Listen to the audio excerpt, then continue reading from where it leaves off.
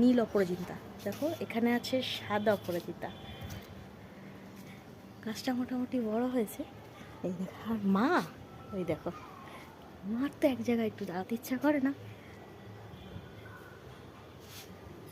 এই দেখো, এই যে সাদা, এই যে নীল, সাদা নীল অপরাজিতা। চলো আর কটা গাছ দেখাচ্ছি। হাঁটাহাঁটি করছে ছাদের মধ্যে, দেখেছো? রোদের মধ্যে হাঁটাহাঁটি করছে। এই যে দোপাটি, এই দেখো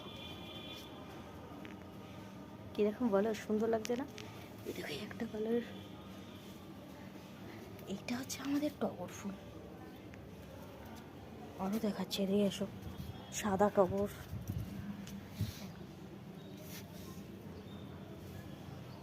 দেখেছো? বেশ ভালো রোদ উঠছে, কিন্তু গাছগুলো দেখেছো? এই দেখো,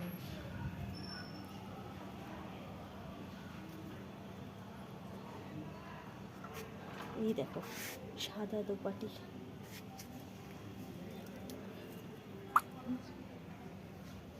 সাদা দোপাটিগুলোর সাথে এখানে আছে লাল দোপাটি আছে, আর একটা হচ্ছে অরেঞ্জ কালার দোপাটি। এই দেখো, এটা হচ্ছে তোমার পিঙ্ক, গোলাপি।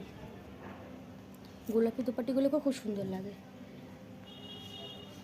সাদাটা তো বলে না, সত্যি সব ফুল সুন্দর, যে ফুল যা কালার হবে ফুল সবসময় সুন্দর, বুঝতে পারছো? এখানে নীল আর সাদা দুটোই আছে। এই দেখো,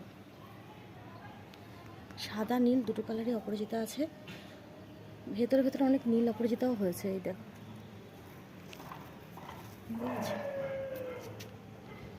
কিন্তু বিশাল রোদ, বিশাল, ছাদে হাঁটা যায় না এত রোদ। একটু ছাওয়া থাকে তাহলে মনে হয় ভিডিওটা করা যায়। দেখো পেয়ারা গাছ আছে, যে একটু বড় হচ্ছে, পুরোপুরি বড় হয়নি, আরও বড় হবে, তারপরে সুন্দর সুন্দর পেয়ারা হবে।